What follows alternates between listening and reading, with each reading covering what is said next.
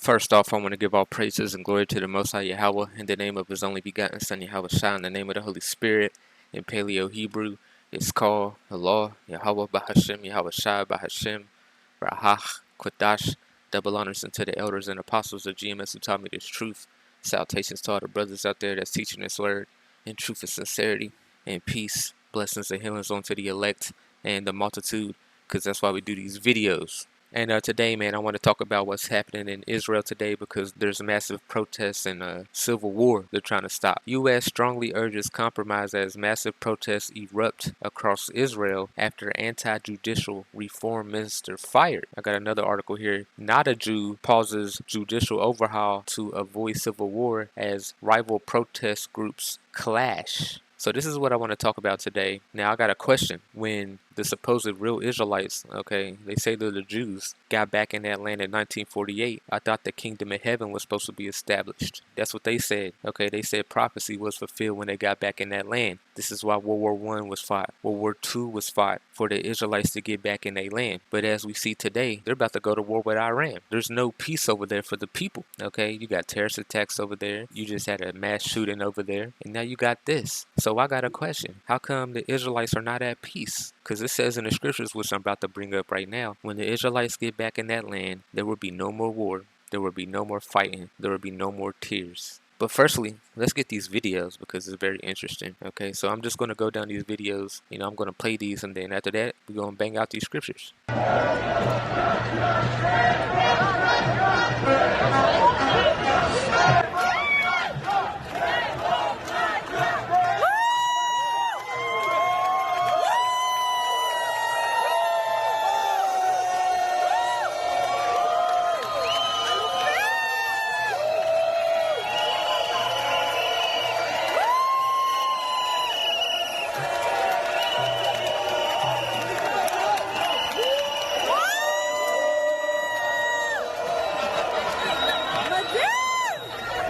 Oh man, the world gonna have a big wake-up call, man, on the highways of Jaffa.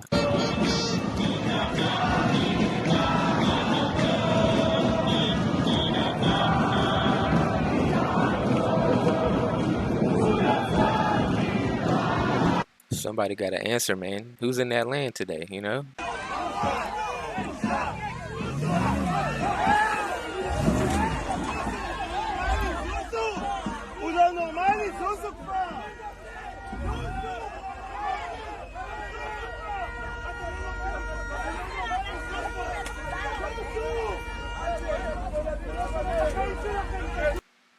Look at that, man. Look like thousands of people. Thousands. Yeah, man. This is what I want to bring up. Got all this stuff going on right now. Thousands of Israelis protests. Why would the Israelites need to protest when it says they would be at peace? That's the question I got, man. So let's just get straight to the scriptures. Jeremiah 30:10. This is talking about when the Israelites get back in that land. Therefore fear thou not, O my servant Jacob, saith YAHAWASHI, neither be dismayed. Now, this is talking about them getting back in that land. I see that these people are dismayed. You know, let's get this word dismayed. Strong's H 2865. Chaphath. Chaphath. Thou shalt never be shattered, dismayed, be broken, abolished, be afraid, be broken, be scared, to cause to be dismayed. Now, these people all over here, they all scared, they all over here protesting because they don't like something. You know what I'm saying? So somebody has to answer, like, who's in that land? How come these people are not at peace like they said they would? You know what I'm saying? It says, O Israel, for lo, I will save thee from afar. I thought these people got saved from afar, you know, from the cost. You know what I'm saying? You know what I'm talking about. I thought they got saved from afar from the nations of the world. You know, there's a big, you know, thing going on right now because these people got saved from the nations of the world. They didn't get saved from the Messiah. They got saved from the armies of the world. It says, and thy seed from the land of their captivity. Okay, so in the last days, the Israelites will be saved from, captivity, and Jacob shall return, shall be in rest. Okay, so this is prophecy, man. When the Israelites get back in that land, they will be at rest. They will be at peace forever and ever. It's called the kingdom of heaven. When the Israelites get back in that land, the kingdom of heaven starts. So when they got back in the land in 1948, I thought like peace was supposed to prosper all over the world, but it didn't. As we see all over the world, there's no peace. And be quiet. They ain't quiet, man. They over there yelling and protesting. And none shall make him afraid. Okay, but these people are afraid, right? So somebody's in that land perpetrating a fraud. This is Jeremiah 23. This is talking about the last days, the coming Messiah, that righteous branch. And I will gather the remnant of thy flock out of all countries where I have driven them. Okay, just like it says, we will be held captive, and then he would gather us. But I thought this happened in 1948. And will bring them again into their folds, and they shall be fruitful and increase. And I will set up shepherds over them which shall feed them, and they shall fear no more. Okay, but these people are in fear over there, over protesting. Nor be dismayed. Here goes that word again. Neither shall they be lacking, saith YAHAWASHI. Behold, the days come, saith YAHAWASHI, that I will raise up unto David a righteous branch, and a king shall reign and prosper. So it's saying when the Israelites get back in that land, who the world calls Jesus Christ will be ruling in that land. He's the one that's going to gather them and then bring them to that land. Okay, they would not get there any other way. That's the way prophecy is set in stone. They wouldn't get over there by the armies of the world and set up a Balfour Declaration and do all that. So somebody's perpetrating a fraud. It says, and shall execute judgment and justice in the earth, and that's not going on right now. And there's even gay parades over there in Israel today. It says, in the days Judah shall be saved, and Israel shall dwell safely. And this is the name whereby he shall be called the Lord our righteousness. Therefore, behold, the days come, saith YAHAWASHI, that they shall no more say, YAHAWASHI liveth, which brought up the children of Israel out of the land of Egypt. But YAHAWASHI liveth, which brought up and led the seed of Israel out of the north country, and from all countries whither I have driven them, and they shall dwell in their own land. So this is talking about when the Israelites get set up, they're going to talk about being saved out of the north country. Now, was Germany the north country?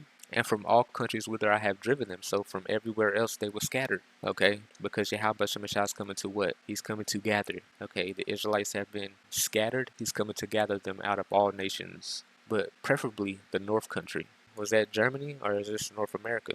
You know what I'm saying? You decide. This is Micah 4. Okay, this is talking about when the Israelites get back in their land again. It says that he shall judge many people and rebuke strong nations afar off, and they shall beat their swords into plowshares and their spears into pruning hooks. Nations shall not lift up a sword against nation, neither shall they learn war anymore. Now, as we see, America, NATO, and Ukraine is going to war with Russia right now. This will not be happening when the Israelites get back in that land. But World War III is prophesied about, which is about to come to pass. And they shall sit everyone under the vine and under his fig tree, and none shall make them afraid. So the Israelites will be at peace. There will be no more war. They wouldn't be afraid. They wouldn't be protesting in the streets. It says, for the mouth of YAHAWASHI of hosts have spoken it. Very powerful, man. It says, and God shall wipe away all tears from their eyes. Revelation 21:4. And there shall be no more death, neither sorrow nor crying, neither shall there be any more pain, for the former things are passed away. So when the Israelites get back in that land, they wouldn't be over there protesting, man. There wouldn't be no terrorist attacks. Israelites wouldn't be afraid whatsoever. Okay, these people are afraid of Iran shooting nukes over there or whatever they're scared of. This is Luke 21:24. Okay, YAHAWASHI said this out of his own mouth. It says, and they shall fall by the edge of the sword. This is talking about the Israelites. They should be killed, man, and shall be led away captive into all nations. When did this happen? And Jerusalem shall be trodden down by the Gentiles until the times of the Gentiles be fulfilled. Somebody's in there perpetrating a fraud. Somebody's trotting down Israel right now saying that they're the Israelites, right? And that's just facts. Okay, they're over there protesting and having gay parades and all that. They're even denying the Messiah. New proposed law will result in prison time for sharing the gospel in Israel. The Prime Minister of Israel is coming to the defense of Christians in the wake of a proposed law that would send believers to prison merely for sharing Jesus' message in the Jewish state, according to a report. Why don't these people want to hear about, they say that the Jews, right? Why don't they want to hear about the prophecies in the scriptures? I just read some. How come y'all people are not at peace? And how come the Messiah, which they don't want to hear about, say that Jerusalem will be trodden down by the Gentiles until the times of the Gentiles be fulfilled? So the return of Hamashiach, the return of Christ, he will come back to somebody in that land that's not supposed to be there. And it just is what it is. This is Revelations 2:9. I know thy works in tribulation and poverty, but thou art rich. I know the blasphemy of them which say they are Jews and are not, but are the synagogue of Satan. This is in Revelations 2 and 9, man. So this would happen, man. Now, when we go down one, fear none of those things which thou shalt suffer. Just talking about the Israelites again. Behold, the devil shall cast some of you into prison. Okay, didn't it just say right here that they was going to throw people into prison for sharing, the gospel in Israel? It's crazy how things are working out. And it says the devil shall cast some of you into prison. And up here, the devil shall say he's a Jew, the devil of the synagogue of Satan, man. Put two and two together, man. Somebody's in that land perpetrating a fraud now. Who is in that land today? Let's get it. Ezekiel 36. We just go back to the scriptures. But let's go down a little bit. It says, thus say YAHAWASHI, because the enemy have said against you, aha, even the ancient high places are ours in possession. Who is saying this? So somebody's in that land today, basically proud. Therefore prophesy and say, thus say YAHAWASHI, because thou hast made you desolate and swallowed you up on every side, that you might be a possession unto the residue of the heathen. This is talking about the Israelites. Okay, didn't Yahawashi say what? That we will be led away captive into all nations. Basically, we will be trodden down. Jerusalem will be trodden down, and the people will be trodden down. And you are taken up into the lip of talkers and an infamy among the people. So somebody's talking shit about the real Israelites. They're basically a proverb and a byword, just like it says in Deuteronomy 28. Therefore does say YAHAWASHI, surely in the fire of my jealousy have I spoken against the residue of the heathen, and against all Idumea. That this is very important, man. Which have appointed my land into their possession with the joy of all their heart, with the spiteful minds, to cast it out for a prey. So who's Idumea? Let's get it. Idumea is Edom, the descendants of Esau, Edomites, Idumean. So the Edomites are in Israel today. That's who's in that land. That's who got that land in 1948, the Edomites, the Hebrew Edomites, in fact. And it's just funny over here because it says, which have appointed my land into their possession. Now, how did they get that land? They got it in 1948. Okay, basically World War II, the Holocaust, and then they forced their way into that land. But there was somebody that signed something way before World War II that I want to look at right now. The Balfour Declaration. Now, you can look this up yourself. You know what I'm saying? This is how that people got in that land. The Balfour Declaration was a public statement issued by the British government in 1917. When did World War II start? Okay, so we got to put two and two together. Somebody lied, okay, because we all know these wars are banker wars, okay? They lied to the people. Look how many people died in World War I and II. They did all that to get in that land. Okay, it was a plan from the beginning. It says, during the First World War, announcing its support for the establishment of a national home for the Jewish people in Palestine. So I guess in World War One it didn't work. So they needed another big lie to get in that land, like they always do, like 9/11 to get into the Middle East. So it was always lying.